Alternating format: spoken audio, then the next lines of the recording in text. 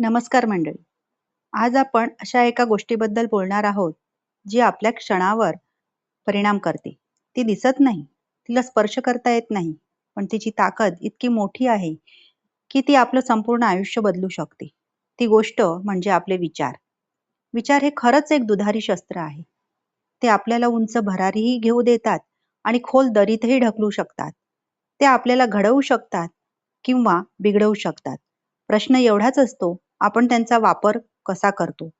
सकाळी उठल्याबरोबर जर आपल्या मनात विचार आला, आजचा दिवस खूप कठीण जाणार आहे, तर दिवसभर प्रत्येक छोटी गोष्टही आपल्याला त्रासदायक वाटू लागते.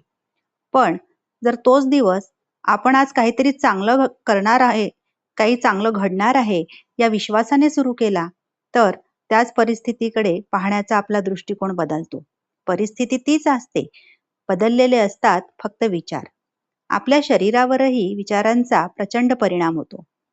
जेव्हा आपण सतत चिंता करत असतो, तेव्हा हृदयाचे ठोके वाढतात, झोप लागत नाही, पचन बिघडतं, डोकं दुखायला लागतं.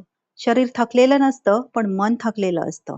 आणि जेव्हा मन शांत असतं, तेव्हा शरीरही हलकं वाटतं. म्हणूनच म्हणतात, मन जिंकलं की जग जिंकलं. एका विद्यार्थ्याला परीक्षेत कमी गुण मिळाले. मी काहीच करू शकत नाही, माझ्यात क्षमता नाही, तो निराश होतो, प्रयत्न सोडतो. दुसरा विद्यार्थी तोच निकाल पाहतो आणि विचार करतो, यावेळी कमी मिळाले, पण पुढच्या वेळी मी अजून चांगली तयारी करेन. दोघांची परिस्थिती एकच होती, पण विचार वेगळे होते आणि म्हणूनच त्यांचं भविष्यही वेगळं घडलं. आपल्या नातेसंबंधांमध्येही विचारांचा मोठा वाटा असतो. कोणी आपल्याला उत्तर दिलं नाही की लगेच मनात विचार येतो, यांना आता माझी किंमत नाही, माझ्यावर रागावले असतील, माझ्याकडे दुर्लक्ष करत आहे. पण वास्तव कदाचित वेगळंच असेल.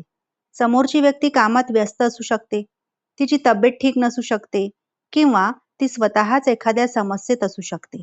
आपण वास्तवापेक्षा आपल्या विचारांवर जास्त विश्वास ठेवतो आणि अनेक सुंदर नाती गैरसमजामुळे तुटतात.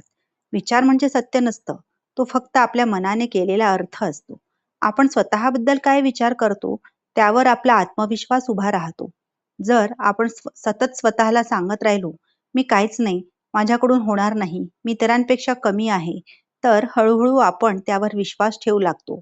पण जर आपण स्वतःला रोज सांगितलं, मी शिकू शकतो, मी बदलू शकतो, मी पुन्हा सुरुवात करू शकतो, तर मन नवीन शक्यता स्वीकारायला लागतं. याचा अर्थ असा नाही की फक्त सकारात्मक विचार करा आणि सगळं आपोआप घडेल.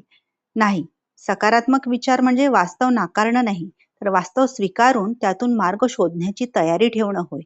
आपल्या आयुष्यात समस्या येणारच, अडचणी येणारच, लोक टीका करणारच, पण त्या प्रत्येक प्रसंगात आपण काय विचार करतो हेच आपल्या आयुष्याची दिशा ठरवतं.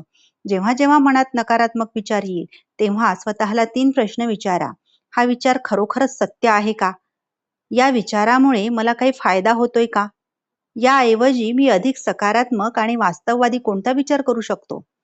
फक्त हे 3 प्रश्न अनेक अनावश्यक चिंता कमी करू शकतात. आपण आपल्या विचारांचे गुलाम नाही, आपण त्यांचे मालक आहोत. कोणता विचार मनात ठेवायचा आणि कोणता विचार सोडून द्यायचा, हा निर्णय आपल्या हातात आहे.